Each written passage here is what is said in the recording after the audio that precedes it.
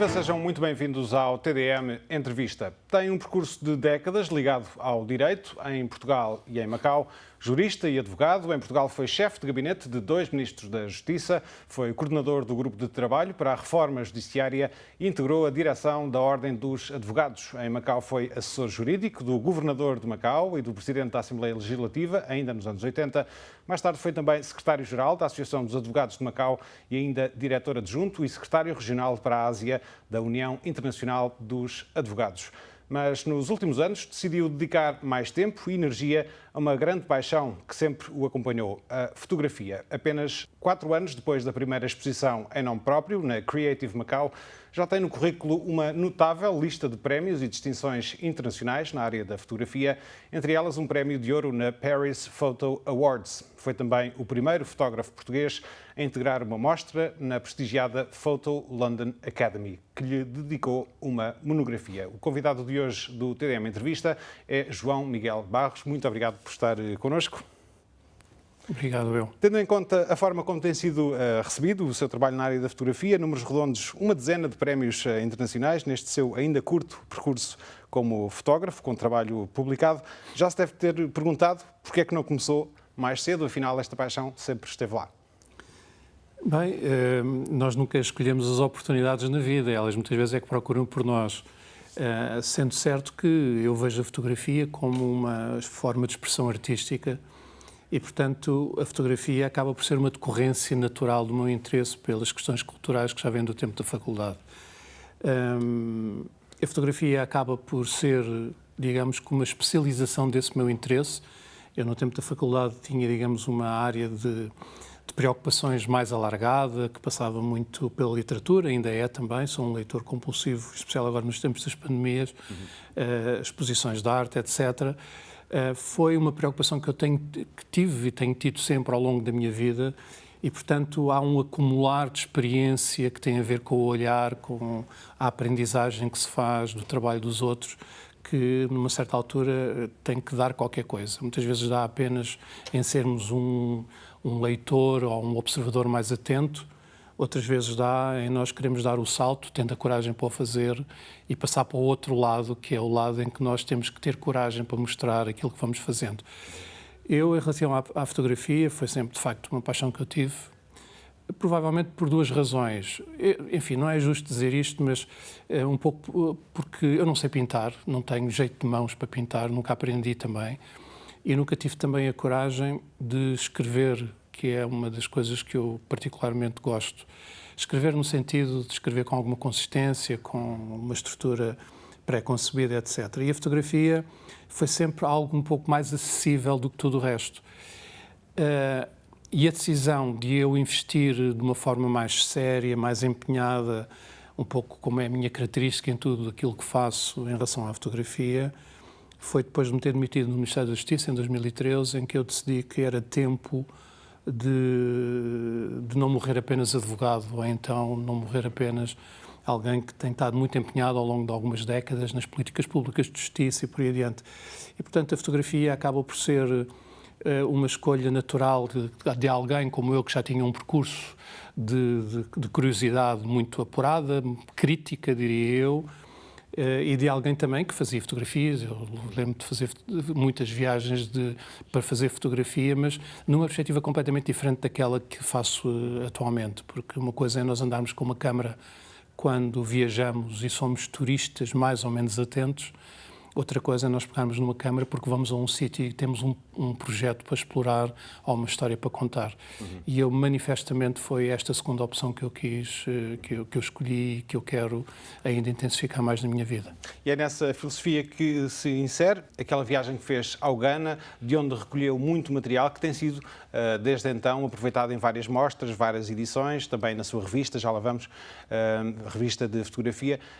Quando partiu para o Ghana, já foi com esta ideia de contar uma história, de contar histórias? Já, porque a viagem ao Ghana não foi um acidente, foi uma consequência de um combate de boxe que se realizou em Macau, acho que em outubro de 2017, entre um pugilista chinês e um pugilista ganês. Eu não percebo nada de boxe, Mas tive a oportunidade, porque a pessoa que organizava aquele combate era meu conhecido, de ter aquele colete de press e poder ir para o pé do ringue tirar fotografias. As fotografias saíram bem, de tal modo que eu, nessa altura, já andava com muitas insónias e terrores, porque estava a preparar a exposição para o Museu Berardo e, portanto, quando eu tive aquele convite para fazer a exposição no Museu Berardo e tenho que arranjar uma estrutura consistente para uma exposição num espaço muito grande, já estava eu a preparar essa exposição quando vejo que tinha mais um capítulo do projeto das fotometragens, que foi assim que se chamou a exposição que teve, como digo, no Museu Berardo e depois veio aqui às Oficinas Navais. E quando eu acabei a série de fotografias sobre aquele combate de boxe, e já agora faço só aqui um pequeno parênteses para dizer, não gostando de boxe, eu acho que os combates de boxe, nomeadamente de quando entram atletas e pugilistas de grande porte, como era aquele caso, são pretextos absolutamente espantosos pelos movimentos, pelas formas, para se fazer fotografia. E era uma coisa que me seduziu, que já me seduzia de ver algumas imagens de outros grandes fotógrafos que tinham tido essa oportunidade. Quando o combate acabou, eu curiosamente até pensava que o pugilista ganês é que tinha ganho o combate, mas foi ele que perdeu. Portanto, já aqui se vê o meu desconhecimento da arte ou do desporto. Eu lembrei-me, e por que não seguir o perdedor? Porque é sempre muito fácil ir atrás de quem ganha. E eu então pensei, por que não ir atrás de quem perdeu o combate e tentar perceber qual era no fundo o seu ambiente de vida, qual era a sua forma de estar, etc. E puxando alguns cordelinhos, consegui chegar à fala com o responsável por a organização dos combates no Ghana. Fui para o Ghana uma primeira vez, tive a oportunidade de estar com ele e com o grupo dele, digamos, nos diversos treinos. E depois aquilo acaba por ser um bocadinho uma bola de neve, porque atrás do boxe veio a escola, atrás da escola veio o projeto dos pescadores na favela. São várias séries. Acaba por ser várias histórias de um capítulo maior, que eu chamei o Ghana Stories, e que são pequeninas especializações destas minhas incursões pelo Ghana, porque um tem a ver com o conhecimento, tem a ver com a escola, com o modo precário, como aquelas crianças afincadamente tentavam aprender para evoluir na vida, tem a ver com o boxe e com o desporto, e tem a ver com o trabalho, nomeadamente com os pescadores. E, portanto, das várias vezes que eu estive no Ghana, foi deliberadamente com uma máquina na mão para fazer fotografias, para tentar o melhor possível contar uma história. Imagino que não fosse um entendido sobre a realidade do Ghana antes de chegar ao país. Perguntava-lhe se o desconhecimento da realidade também é um ponto a favor do fotógrafo que parte sem ideias pré-concebidas para contar histórias. Eu sou muito espontâneo quando vou para este tipo de projetos. Não sou aquele tipo de pessoa que faz uma programação exaustiva de tudo, porque é a naturalidade, a espontaneidade que pode permitir talvez um bom resultado. Se eu fosse um fotógrafo profissional, que não sou, embora eu faça uma fotografia amadora o mais profissional possível, mas não sou profissional porque não é essa a minha profissão, mas se eu fosse um fotógrafo profissional, de estudo, etc., evidentemente que era necessário programar todos os diversos aspectos que têm a ver com a prática fotográfica. No meu caso, não. Eu vou à procura de uma história, vou à procura de um momento. As pessoas são normalmente uma centralidade nas minhas preocupações. E depois tem esta particularidade que é pegar nas fotografias e eu reinvento um bocadinho essa realidade, porque, como eu costumo dizer, eu não tenho os códigos de ética e de conduta que os fotojornalistas têm que seguir necessariamente, porque eu sou aquilo que se poderá chamar um fotoartista, o que tem, digamos, tem regras muito mais abertas, a criatividade é possível, sendo certo também que eu tenho as minhas próprias regras quando faço a composição das fotografias, que passam essencialmente por não acrescentar nada que não estivesse na cena, no local do crime, e também não retirar de nada de lá que perturbe, digamos, a composição da imagem. Se esteve lá e não devia estar, azar o meu, porque fui eu que não fui suficientemente perspicaz para tirar a melhor fotografia. E depois de facto, a minha marca pessoal, diria eu, que é uma opção muito clara pelo preto e branco, com grandes contrastes, etc., que de algum modo já faz com que haja alguma identificação de algum trabalho com o meu percurso ainda curto na produção de fotografias. Tem também trabalhado Macau, nomeadamente aquilo que se poderia chamar o lado B de Macau, o lado menos glamouroso, a Zona Norte, os TNRs, nomeadamente vindos do interior da China. Fale-nos um pouco sobre esta faceta do seu trabalho. Eu tenho esse projeto da Zinfoto, que há pouco mencionou, que é um projeto de revistas que são centradas exclusivamente em histórias concretas do trabalho que eu vou fazendo. E, numa altura, combinei com o Ricardo Pinto fazer o lançamento de um número especial durante o Festival Literário e pareceu-me apropriado fazer aí uma deriva em relação às minhas histórias africanas e tentar fazer um número só sobre Macau. Aquilo que me move, mas não me move só em relação a Macau, mas move-me em relação a em todos os projetos que eu tento construir, talvez fruto das minhas reflexões, das preferências que eu tenho, do trabalho de outros fotógrafos, outros artistas, é um bocadinho isto. Eu acho que as pessoas felizes não têm história, de facto. E, portanto, as histórias constroem-se à custa da tristeza, à custa das dificuldades da vida, à custa, digamos, de uma forma muito difícil de viver a vida de todos os dias. É isso que eu procurei verdadeiramente no Ghana. Não me interessava nada ir procurar fotografias das pessoas muito bem instaladas nos seus palácios, nas suas casas muito luxuosas. Para mim isso não tem qualquer tipo de interesse. E quando eu começo a pensar em Macau, o que eu penso é onde é que eu posso tentar explorar o tal lado menos glamouroso de Macau, que não tem nada a ver com o encantamento dos casinos, que não tem nada a ver com tudo aquilo que ilude, mas que são ilusões muito fugazes e que de um momento para o outro desaparecem. E, portanto, fui tentar encontrar, digamos, alguns pontos que me permitissem construir esta zine, sendo certo que, também, verdade se diga, Macau tem um lado visível que é possível fotografar, que é uma cidade muito degradada, digamos, em certos aspectos, até em termos urbanos, mas é muito difícil de entrar na intimidade dessa vida precária que existe em Macau, por muitos medos e também, no meu caso, por questões linguísticas, pela barreira da língua. Mas teve uma ajuda importante, pelo menos a páginas tantas, de Guilherme Mvaimeng, e do Chanin Youtif, presidente do Instituto Cultural, que acabou por abrir algumas portas. É verdade, eles têm-me ajudado. Nós temos uma relação de amizade grande, de há muitos anos, e que foi muito consolidada com o projeto de que eu fiz a curadoria dele para o Museu Berarden, dos dois, do Grupo IMA para Portugal, e de facto o Mvaimeng e o Chanin Yu têm sido elementos preciosos, digamos, no meu movimento e até na discussão de alguns aspectos relacionados com a estética da fotografia, numa perspectiva mais chinesa. Já lá vamos a esse coletivo de fotografia, mas perguntava-lhe se este trabalho que tem feito aqui em Macau, nomeadamente na Zona Norte, lhe permitiu de alguma forma redescobrir o território. Está cá 30 e alguns anos. Vim em 87 para Macau. Permitiu-lhe redescobrir Macau, dar-lhe a conhecer uma Macau que não sabia que existia? Bom, eu sabia que existia, conheço aquela, ou melhor, nós temos a percepção desta realidade, todos nós que vivemos em Macau temos a percepção desta realidade, mas sociologicamente é muito claro que nós portugueses não conseguimos entrar minimamente na realidade do que é a vida da comunidade chinesa, nomeadamente esta vida mais precária. E, portanto, eu não consegui entrar. Acho que nunca vou conseguir entrar verdadeiramente, até porque não consigo dominar a língua. E também não é...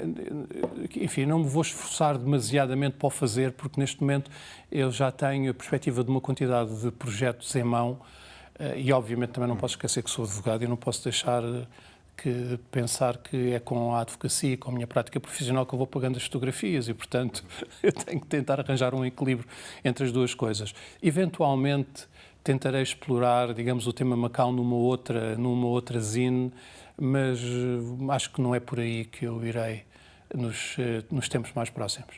Está em várias frentes na área da fotografia, como fotógrafo, mas também como curador, e ainda há pouco falou deste projeto IMA, de Ung Wai Meng e Chan Chi-yo, uma exposição de particular interesse que esteve em Portugal, no Museu Berardo, um projeto sobre a Macau que vai desaparecendo. Que já desapareceu em muitos casos, e de facto aquela exposição tinha... Aliás, tem ainda um potencial enorme de ser mostrado em Macau, porque não que tem... ainda não foi, curiosamente. Não foi, e não sei se algum dia será, sinceramente, se bem que eu tivesse feito essa proposta em termos oficiais e em termos... Mas não tive sequer resposta em relação a isso. Mas, de facto, aquele projeto que se chamava a desconstrução da memória, porque era um bocadinho um revisitar uma memória que não era uma memória cronológica, mas era uma memória que tem a ver com marcos que foram sendo deixados pelos nossos antepassados, e os nossos antepassados estão muito próximos de nós.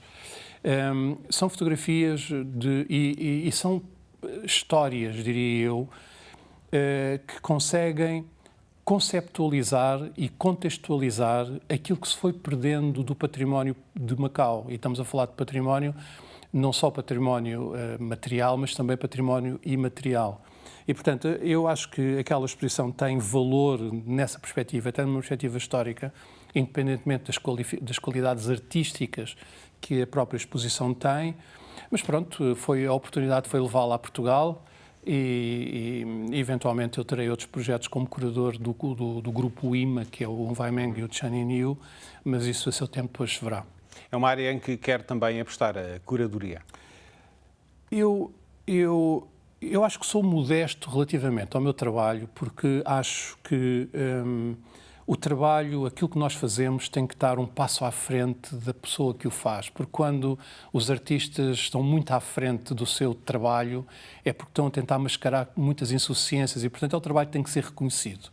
Mas, modéstias à parte, eu acho que tenho algum jeito para fazer curadoria, porque tenho vindo ao longo de muitos anos a estudar um bocadinho como é que têm sido as práticas de outros curadores, o que é a construção de narrativas, etc. Talvez por isso, e também porque aprendi razoavelmente muito com a minha ligação ao Museu Berardo e à doutora Rita Logás, que é a diretora artística do museu e a quem eu devo muitas oportunidades que ela me deu de fazer esses projetos em Portugal, eu acho que a curadoria é uma área que eu posso explorar com alguma vantagem em termos de resultados finais. Aliás, penso que também sabe que um dos meus maiores projetos neste momento é a abertura de um centro de arte contemporânea em Portugal, que é o Walker Space, onde eu quero instalar uma pequena galeria de arte, uma pequena livraria, uma pequena editora, só centrado na fotografia contemporânea, no vídeo arte. Estava a aguardar essa parte para o fim.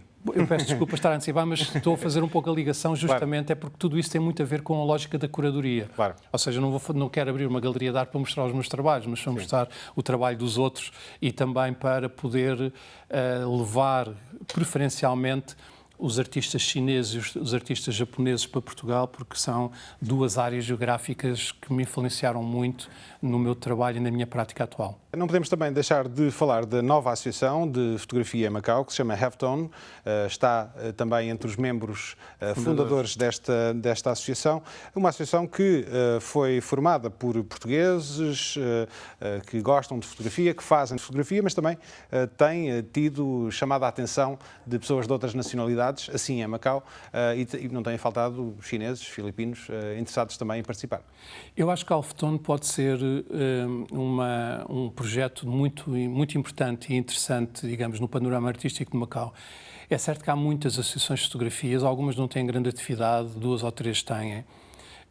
A Halftone está a começar, mas é um caso de sucesso, porque nós conseguimos, com 18 pessoas, com interesses e formações muito diferentes, criar um coletivo muito focado num projeto comum que é valorizar a fotografia. E, portanto, tem havido um enorme grau de consenso relativamente às decisões a tomar nesta primeira fase, de tal maneira que em 3 meses nós constituímos a associação, fizemos já, e está neste momento na Livraria Portuguesa, uma exposição coletiva com 16 trabalhos dos 18 membros, temos um site que já está a criar alguma dinâmica e, portanto, a Halftone, neste momento, está numa fase em que vai eleger os órgãos sociais, vai aprovar o plano de atividades para 21-22 e tem uma ambição muito grande de contribuir para o conhecimento, a divulgação e a formação da fotografia. É uma associação muito abrangente, inclui também, como eu costumo dizer, a brincar, fotojornalistas, fotoartistas, fotocuriosos. As pessoas têm motivações diferentes. Uns preferem publicar, outros preferem expor, outros preferem ouvir e, portanto, eu penso que a Alfotone, que não tem nada a ver com o ser uma associação de portugueses, mas é uma associação que começou com 18 portugueses por uma questão mais de facilidade na comunicação e na nossa urgência em criarmos, digamos, uma entidade que fosse conhecida e visível da sociedade de Macau.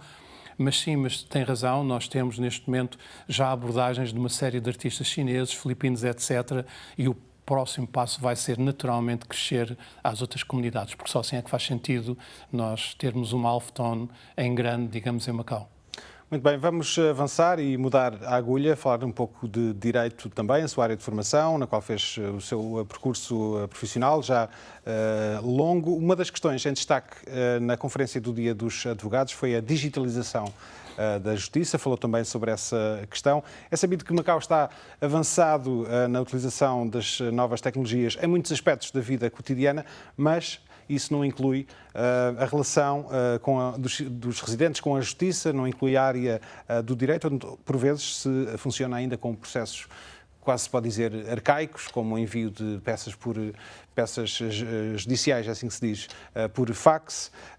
Neste aspecto, a Justiça Portuguesa está mais avançada e teve até um envolvimento nesse processo.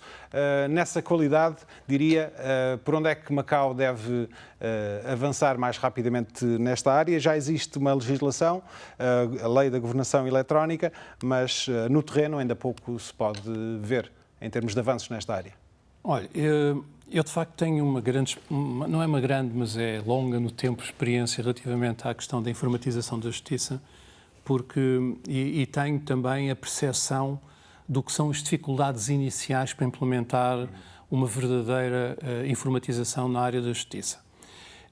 Eu não comungo do otimismo oficial, do discurso oficial da Associação dos Advogados de Macau, relativamente, digamos, a algumas matérias, e acho até que este tema da digitalização da justiça em si já é um tema antiquado, ou seja, na lógica de se querer fazer uma modernização para discutir coisas do futuro, ainda estamos a discutir coisas do passado, porque a digitalização da justiça é pura e simplesmente transformar papel em arquivos digitais e, portanto, não é mais do que isso. E é algo que está feito.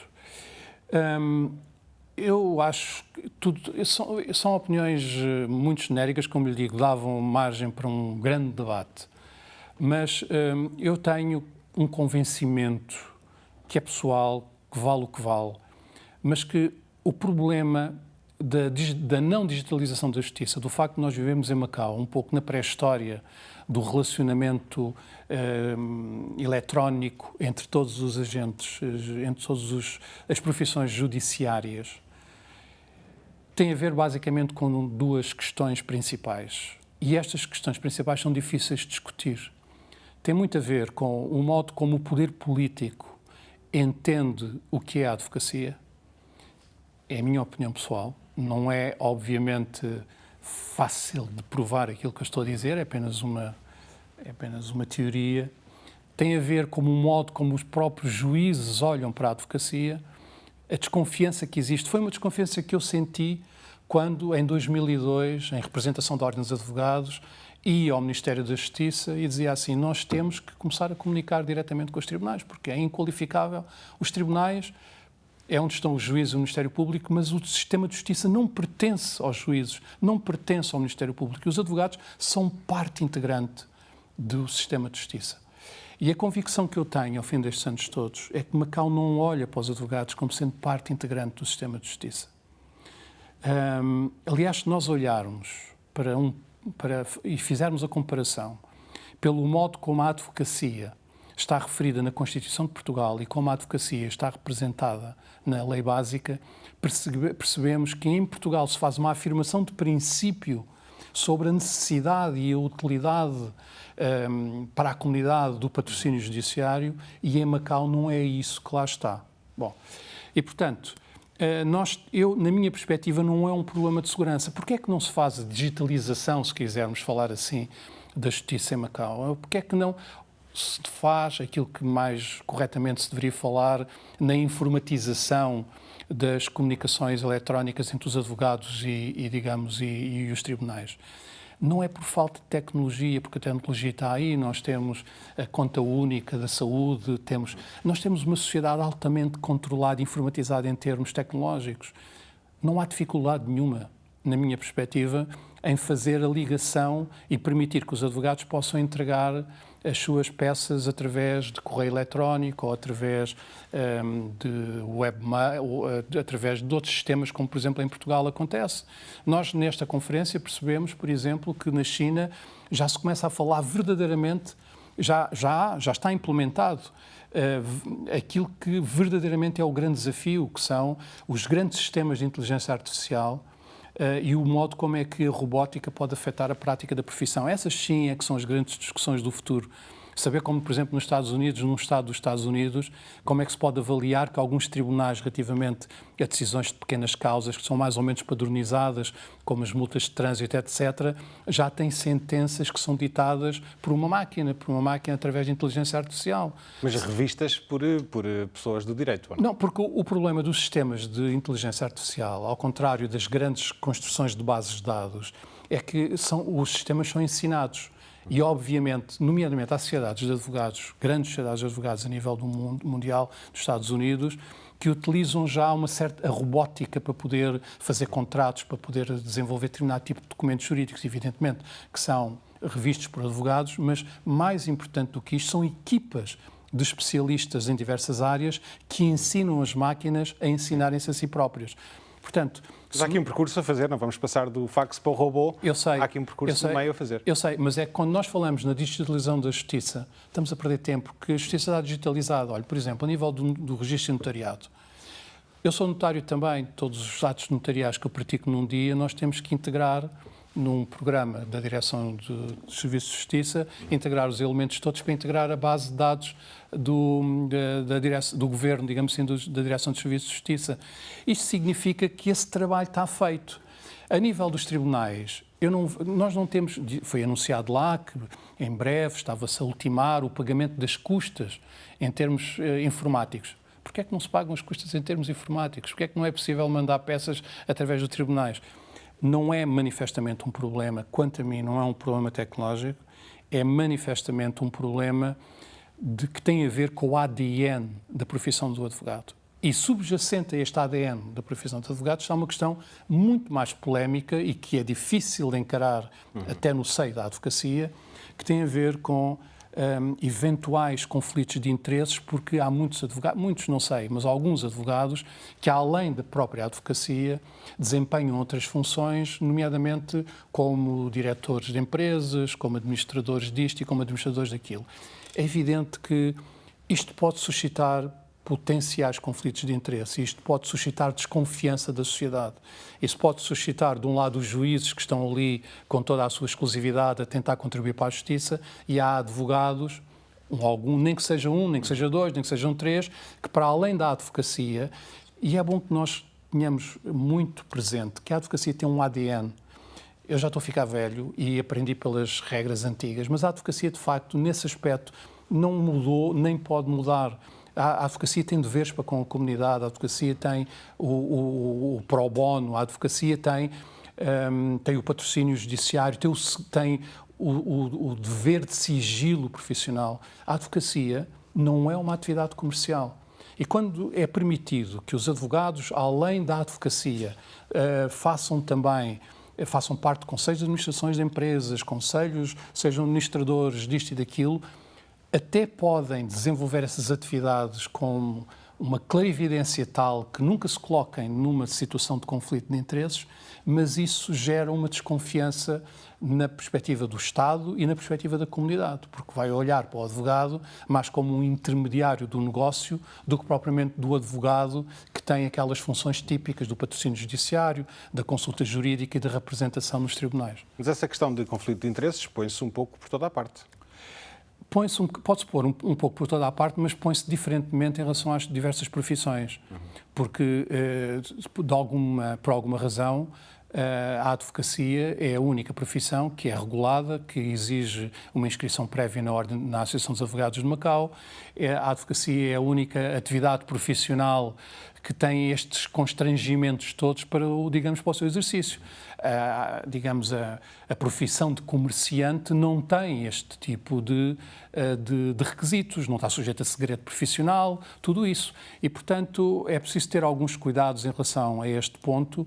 Eu penso que é uma discussão que devia ser lançada no seio da Associação, numa altura em que se viesse eventualmente a fazer uma ponderação sobre o Estatuto dos Advogados, porque é preciso dar o exemplo. E o cidadão tem que olhar para os advogados como sendo agentes da justiça, que contribuem para a justiça, que defendem os seus interesses e que são todos eles parte de uma profissão de grande confiança e que fazem parte do sistema judiciário. Muito bem, já estamos a chegar ao fim do tempo para esta entrevista. Gostava que voltássemos à fotografia para falar dos projetos que tem e de que há pouco já falou para Lisboa, para o período pós-pandemia, seja lá quando for, mas tem projetos ambiciosos, já tem um espaço, penso que fica na Ajuda. É assim? Perto do Palácio da Ajuda. Exatamente. O que é que nos pode contar sobre o conceito que tem para este espaço? Há pouco já levantou um pouco a ponta do véu, mas o que é que se pretende para este Ochre Space? Já agora, porquê este nome? O ocre porque é uma das cores que eu gosto e, portanto, acaba por ter esta marca pessoal e acaba por ser um bocadinho uma ironia, porque eu só faço fotografia a preto e branco e vou buscar um nome que é uma cor que não é nem preto nem branco, digamos, para o ocre. É uma cor também asiática, pode-se dizer. E tem a ver com a cor da terra, tem a ver com uma certa ligação à terra, à realidade, à vida, tudo isso. E, portanto, acaba por ser tentar concretizar um sonho de adolescente, diria eu, de jovem adulto, de ter um espaço que pudesse ser uma área de confraternização. Enfim, não é propriamente... em Portugal não há nenhuma galeria especializada em fotografia e, portanto, isto vai ser uma experiência... Eu não vou dizer que é nova, porque já houve no passado algumas galerias que fizeram essa incursão pela fotografia. Mas eu gostava muito de centrar-me na fotografia contemporânea e no vídeo arte e penso que a grande diferença que poderá ter relativamente às outras é eu utilizar o conhecimento que tenho da Ásia e o relacionamento que já tive e que tenho vindo a construir na China e no Japão para levar para Portugal, digamos, artistas orientais para estar no Ochre Space. João Miguel Barros, muito obrigado por ter vindo à TDM Entrevista. Gosto eu. Muito obrigado.